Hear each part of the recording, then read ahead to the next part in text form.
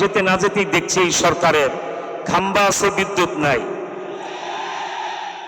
এবং পাম্প আছে, তেল নাই, মাথা আছে, টুপি নাই, শার্ট আছে, পাঞ্জাবি নাই, মায়ের জানাজা।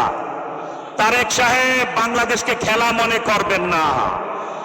শেখ হাসিনাও প্রতারণা করার জন্য অন্তত ঘুমটাটা মাথায় রাখতেন। মায়ের জানাজায় টুপি পাঞ্জাবি পড়তে পারেন না, আর আপনার ইসলামী জাতি গ্রহণ করবে, এত সস্তা মনে করবেন না। এই জাতি যদি একবার বাঁশের লাঠি হাতে নেয়, হাসিনার মতো পরিণতি করে ছাড়ে, ঠিক কিনা বলেন?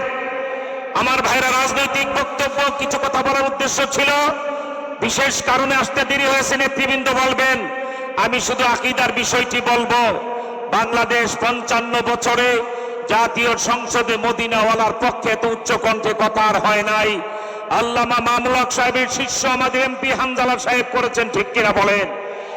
আমাদেরও কথাবার্তা পরিষ্কার।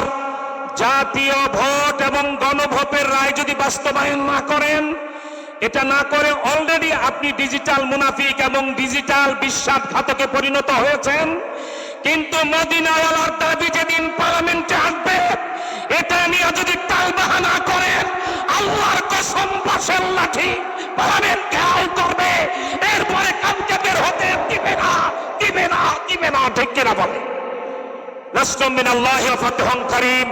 শেষ কথা, উল্টি দিতে যোগ জমানা চাই না অনেকজন, এক মানুষই আনতে পারে জাতির জাগরণ। সেই নেতা আমরা আল্লামা মামুনুল হক সাহেবকে পেয়েছি, ঠিক কিনা বলেন? ওয়েট এন্ড সি, তারেক সাহেব কত ধানে কত চাউল ভবিষ্যতে বুঝবেন ইনশাআল্লাহ।